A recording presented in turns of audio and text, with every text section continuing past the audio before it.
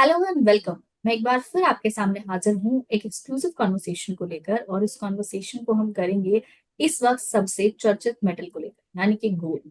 Gold के price आसमान छू चुके हैं। 1 लाख का वो जादुई आंकड़ा जिसकी बातें हम पिछले लंबे समय से कर रहे थे, अब उस आंकड़े तक हम पहुंच गए हैं।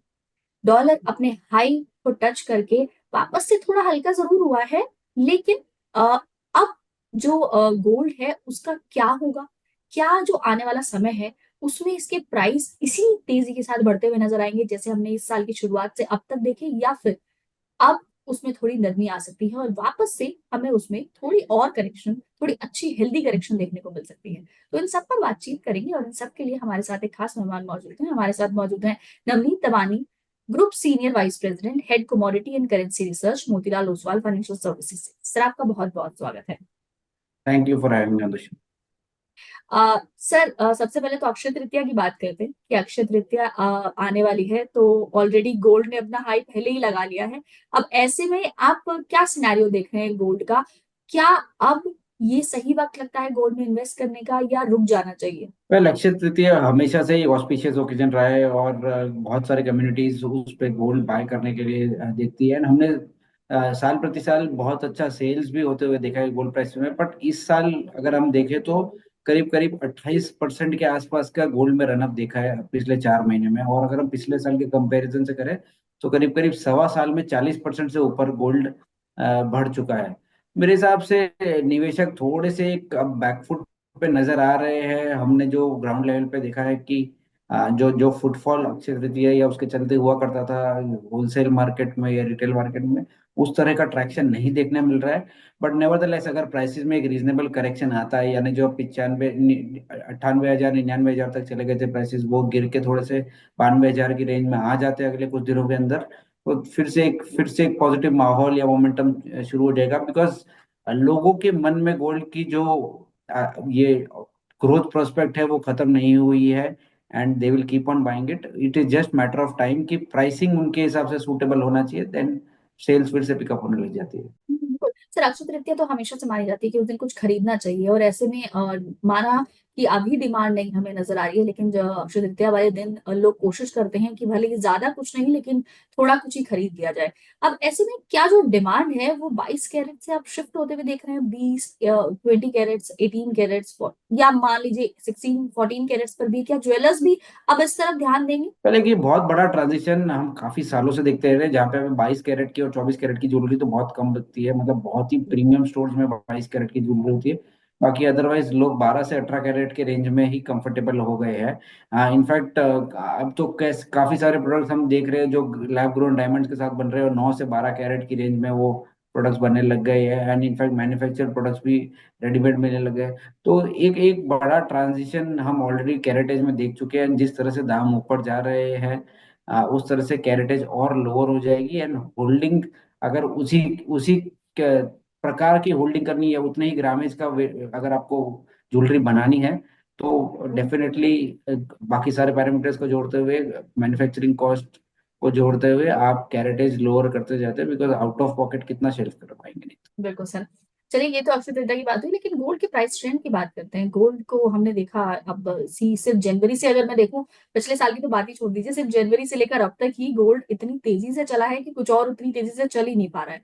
तो अब आप ये जो प्राइस मूवमेंट था इसके फैक्टर्स तो ग्लोबल रहे हैं, लेकिन क्या अब आप देख रहे हैं कि इसमें थोड़ा कूल ऑफ आ सकता है? लोग तो एक्सपेक्टेशन, बीच में ये स्टोरीज थी कि 60 तक आ जाएगा, लेकिन क्या आपको लगता है कि गोल्ड में थोड़ी गिरावट आएगी, या फिर इतनी करेक्शन भी आ सकती है अभी? वेल, गोल्ड ने लास्ट 5 साल से जिस तरह से बिहेव किया है, उस तरह से इतना और उतना बढ़ गया, वो शब्द मेरे ख्याल से गोल्ड की डिक्शनरी से थोड़े से हट ही गए हैं। Because it is not a metal जो आप इन्वेस्टमेंट के रूप में देखते हैं। आप जो गोल्ड के निवेशक काफी सालों से निवेश कर रहे हैं, उनको ये क्लैरिटी है कि साल प्रति साल ये 7 से 9% के आसपास के रिटर्न देगा।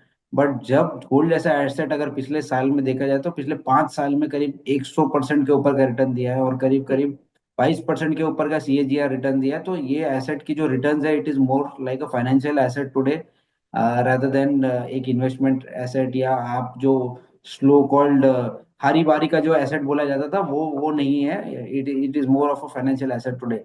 तो वो जो 56,000 60,000 की जो रिपोर्टें आई थी, मुझे तो उसका बेस अभी तक क्लैरिटी नहीं है कि वो किस तरह क्या बेसिस पे उनका व्यू था। बट जो भी है, प्राइसेस उसके बाद तो करीब करीब 10,000 रुपये बढ़ ही गए हैं। हम्म। रेंज जो है वो गोल्ड की ट्रेजेक्टरी की पूरी तरह से शिफ्ट हो गई है। आई will not rule out a possibility of a healthy correction, because market है, जिस तरह से जियोपॉलिटिकल कंसर्न बढ़े थे उसमें बिल्ट इन होते गए, कंसर्न थोड़े से रिसीड होते हुए नजर आएंगे, तो थोड़ा सा कूल ऑफ भी होगा प्राइसेस में। एंड लोगों को लेने का मौका मिलेगा, फिर से सेंट्रल बैंक को फिर से लेने का मौका मिलेगा, which could trigger a bullish momentum once again. But फिलहाल के लिए अगर आप देखें तो एक बार के लिए ऐसा लग रहा है कि शॉर्ट टर्म टॉप $3300, $3300 के आसपास हो चुका होगा, और यहाँ से एक ठीक ठाक साइडवेज करेक्शन आ जाए या प्राइस वाइज करेक्शन आ जाए, ये बहुत ब्राइट पॉसिबिलिटी है। वैसे तो आपने अपने आंसर में ये बात कही दी कि बाकी एसेट से काफी ज्यादा अच्छा रिटर्न ऑलरेडी ये दे चुका है।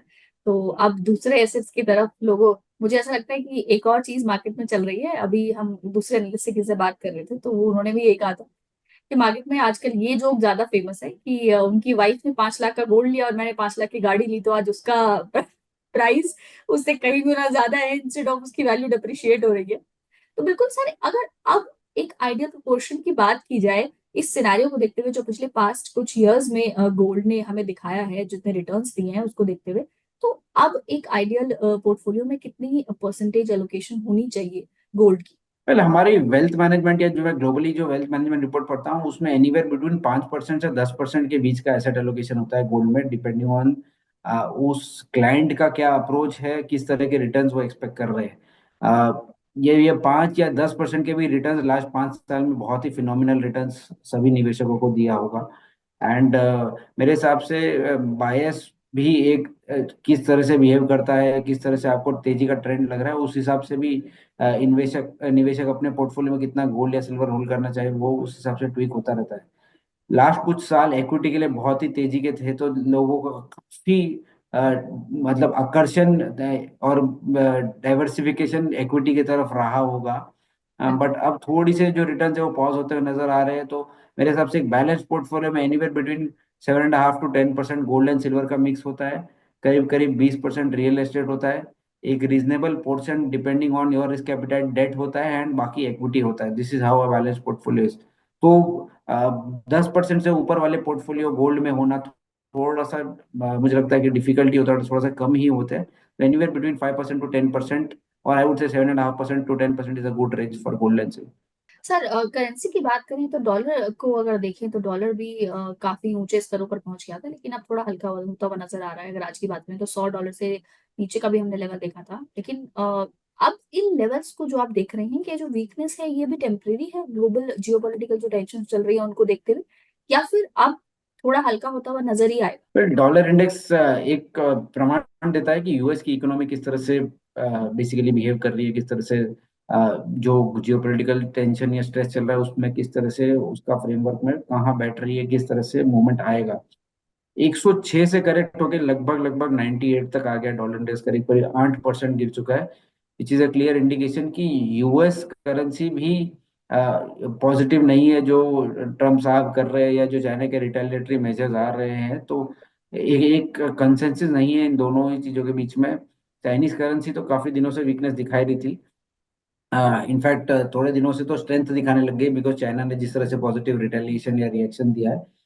अब मेरा मानना यह है कि बहुत ज्यादा वीकनेस डॉलर में देखने नहीं मिलेगी, बिकॉज कहीं ना कहीं both the countries will come on the table and decide करेंगे कि आगे भविष्य में किस तरह से इसको ट्रेड वॉर को धीरे धीरे सेटल करना है।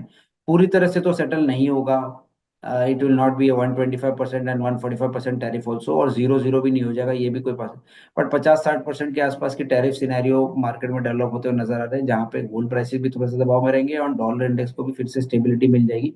अब वो 96 के आसपास होगा कि 98 के आसपास होगा, ये कहना थोड़ा सा डिफिकल्ट है, बट ओवरऑल नीचे के लेवल पे 98 के नीचे आपको जहाँ पे मिले डॉलर इंडेक्स बाय करने की थोड़ी सी अपॉर्चुनिटी रहेगी। भारत के अगर करेंसी की बात करें तो हम 98 के आसपास ट्रेड कर रहे थे, वहां से हम गिर के 94.5, सॉरी 88 के आसपास ट्रेड कर रहे थे, 84.5 के आसपास आ गए हैं। एज वी स्पीक 85 के आसपास चल रहा है यूएसडी आईएनआर। मेरा मानना यह है कि करीब करीब 1 से 1.5 रुपए की यहाँ से अप्रिसिएशन आपको और देखने मिल सकती है। बट ओवरऑल जो एप्रिसिएशन का ट्रेंड है वो यूएसडी आईएनआर में खत्म होता हुआ नजर आएगा, और फिर से एक डेप्रिसिएशन का रुख as we approach the second half of the year pertain होने लगेगा। तो I will not be see कि 84 का लो बना के फिर से 87 88 की तरफ चलने लगे, which could hmm. Ideally be the trajectory और पाथ फॉर यूएसडी।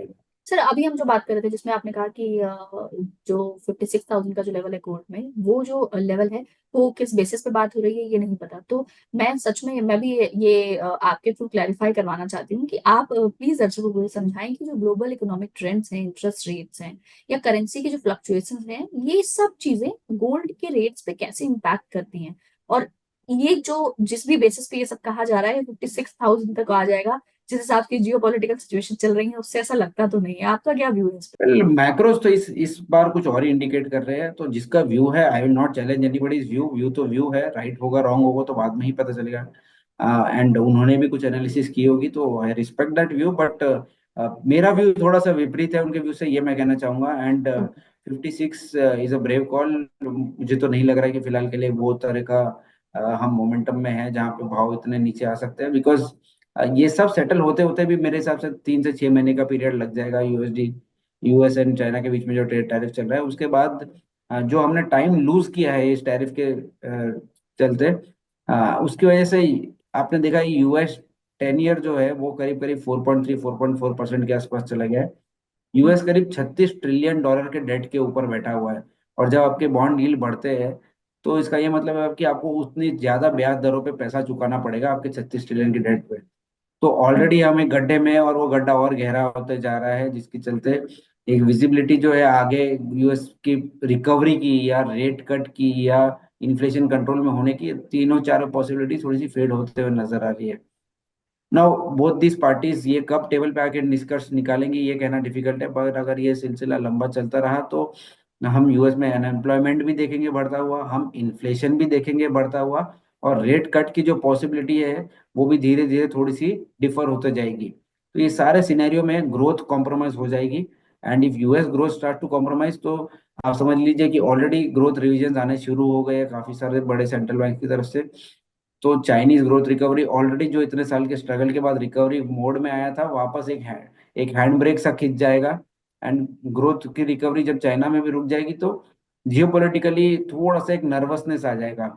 तो global growth I believe will be impacted, inflation will be impacted, pace of rate cuts will be impacted, जो एक थोड़ा रिसेशनरी या depression time kind of a scenario पूरे globally emerging markets और emerge markets के अंदर बनने लग जाएगा। हालांकि मेरा मानना यह नहीं है कि ये बहुत जल्द होगा, it will take its own sweet time. rather than going into that phenomena, मुझे लगता है कि दोनों ही पक्ष काफी समझदार है और काफी स्ट्रांग है। तो ये जो प्रेशर टैक्टिक्स का दौर है ये थोड़ा सा फेड ऑफ होके I think there could be some mitigation and realistic settlement. And gold के प्राइसेस अब सारी सेंट्रल बैंक्स की नजर में आ गए हैं कि किस तरह से रिटर्न दे सकते हैं। तो any major correction will be positive and will they will look to accumulate gold prices, because अब काफी मानना ये बढ़ गया है कि $3400 $3300 टॉप नहीं है, 3800 $4000 तक भी देख सकते हैं। तो जी। लोग अब हर घटे पे एक बाइंग अपॉर्चुनिटी से ट्रीट करेंगे। एंड जो फोमो है वो फोमो अब प्ले होने लगेगा, और जो प्राइसेस को नीचे के लेवल पे सपोर्ट देने लगेगा। तो वो फियर ऑफ मिसिंग आउट जो फैसल फैक्टी है वो अब प्ले आउट होगा, वो ट्रिगर होगा। तो अब वो कोई 3000 में कंफर्टेबल है और कोई 3100 में कंफर्टेबल है, तो जहां पर भी जिसको मिलेगा वो बाइंग की अपॉर्चुनिटीज ढूंढता रहेगा। तो major correction will be little half hearted, and any significant slide of 8 to 10% could be a buying opportunity. बिल्कुल। तो आपके टारगेट्स क्या हैं लेकिन फिर इस साल के लिए, जैसे आपने कहा चार कुछ लोग $4,000 तक के टारगेट्स भी दे रहे हैं, तो आपके क्या वेल हैं फाइव हमारे ट्वेंटी व्यू सिक्स में हम अगले एक साल के हिसाब से देखते हैं कि गोल्ड प्राइसेस लगभग लगभग नीचे में $3,000 $3,100 के रेंज में आके कहीं पे स्टेबलाइज हो जाएंगे, एंड फिर से $3,600 की तरफ जाने की पॉसिबिलिटी रखते हैं। और अगर हम डोमेस्टिक लेवल्स में बात करें तो 90,000 से 91,000 के आसपास बाइंग अपॉर्चुनिटीज इमर्ज होगी। And upside potential at best छोटा मोटा ब्रेक लगेगा 98 99,000 के आसपास, और पूरी तरह से जो रैली जब खत्म होने के आसपास होगी वो लगभग 105 106 या 1,05,000 1,06,000 के आसपास। हम्म, बिल्कुल। तो एक सवाल अक्षय तृतीया पर भी सर, कि अक्षय तृतीया पे कितनी सेल्स की उम्मीद रख रहे हैं आप? अपने का बहुत ज्यादा फुटफॉल नहीं देख रहे हैं, लेकिन फिर भी हर बार ऐसा होता है कि अक्षय तृतीया ऐसे ऑस्पिशियस डेज जो होते हैं उन पर लोग थोड़ा बजट बढ़ा लेते हैं अपना। तो क्या इस बार भी वही उम्मीद की जाएगी, जो प्राइस ट्रेंड को ध्यान में रखते हुए? क्या डिमांड, जैसे आपने कहा कि लोग उन लेवल्स, कोई किसी लेवल पे कंफर्टेबल है, कोई किसी लेवल पे कंफर्टेबल है, तो क्या इन लेवल्स पर भी लोग कंफर्टेबल हो पाएंगे इस वक्त? Well, comfort is a factor of price correction basically. अगर प्राइस अगले 2 दिन में गिर के 90-92 हजार के आसपास आएंगे तो शायद आंकड़े लोग मान के चल रहे हैं सेल के, वो पूरी तरह से यहाँ वहाँ हो जाएंगे। और अगर यहीं से रिवर्स होके वापस 98,000 के ऊपर चला गया तो लगभग लैंडेड प्राइस 1 लाख के ऊपर आ जाएगी आपकी गोल्ड के 10 ग्राम की कॉस्ट, तो वहां पर सेल्स वापस चेंज हो जाएगी। तो it is a matter of how fast the prices will react. And मैं ग्राउंड लेवल पे कोई नंबर नहीं लेना चाहूंगा बिकॉज उतना डीप इन डेप्थ रिसर्च हमने नहीं किया है। बट जो फुटफॉल हम हमारे क्लाइंट से बात करते हैं वो लगभग लगभग 25% के आसपास लोअर नजर आ रही है पिछले कुछ वर्षों से। तो आई आई थिंक इम्पोर्ट तो बढ़े हैं बट सेल्स उसमें कन्विलेंट नहीं हो रही। एक आखिरी सवाल सर, कि क्या जो इन्वेस्टर्स हैं उनके लिए बेस्ट वेज क्या होंगे इस वक्त गोल्ड एक्यूमुलेट करने के? बेस्ट वेज क्या होंगे बेस्ट आपने वेज, पूछा? हाँ, either through ETFs, either through stock market, either through anything. ETF एक बहुत अच्छा विकल्प है जहाँ पे आप स्टॉक गोल्ड में निवेश कर सकते हैं। हर घटे में हर छोटे डिनोमिनेशन का आप ईटीएफ परचेज कर सकते हैं। Both gold and silver are available. कोई लॉन्ग टर्म के हिसाब से होल्ड करना चाहता है तो I think sovereign gold bond secondary market में डिस्काउंट पे ट्रेड हो रहे हैं, करीब करीब 3 से 5% के आसपास के डिस्काउंट पे ट्रेड हो रहे हैं सेकेंडरी मार्केट में। वो भी एक अच्छा विकल्प हो सकता है अगर आप मेच्योरिटी वाली अवधि है वहां तक होल्ड करना चाहते हैं। एंड थर्ड विकल्प, अगर आपको पहनना है और यूज करना है, फ्लॉन्ट करना है, तो गोल्ड फिजिकल लीजिए। बट ज्वेलरी फॉर्म में नहीं। ज्वेलरी में मेकिंग चार्ज में करीब 8 से 12% के बीच का खर्चा हो जाता है। तो आप फिजिकल बार्स एंड कॉइल में भी निवेश करके और रिटर्न्स कमा सकते हैं। उनको आप अपने सेफ प्रोटेक्शन में रख सकते हैं। But jewellery is only in case अगर आपको पहनना है और एंजॉय करना है। But otherwise bars and coins are also good option. बिल्कुल sir. So thank you so much इतने अच्छे डिस्कशन के लिए, और आपके टारगेट्स के लिए, और इस अक्षय तृतीया पर हमारे दर्शकों को इतनी अच्छी सलाह देने के लिए। Thank you so much for joining धन्यवाद। अस। Thank you. तो जैसा कि आपने सुना कि ये अक्षय तृतीया अच्छी रह सकती है, बाकी सब प्राइस ट्रेंड्स पर भी निर्भर करता है कि प्राइस ट्रेंड्स कैसे होते हैं, और अक्षय तृतीया के बाद जो आंकड़े आएंगे वो हम बिल्कुल आपसे शेयर करेंगे कि क्या आंकड़े रहे, क्या रहा। और अब जो गोल्ड का सिनेरियो रहेगा उस पर भी हम लगातार डिस्कशंस करते रहेंगे। तो देखते रहिए जागरूक।